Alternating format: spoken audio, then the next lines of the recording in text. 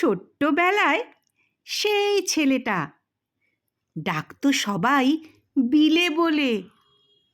তাকে যদি নরেন বলি, বকবে আমায় এমন হলে।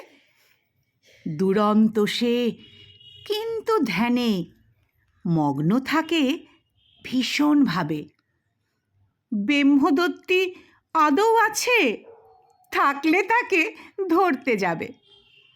সেই সে ছেলে, খুব মেধাবী, মনটা যে তার নরম বড়।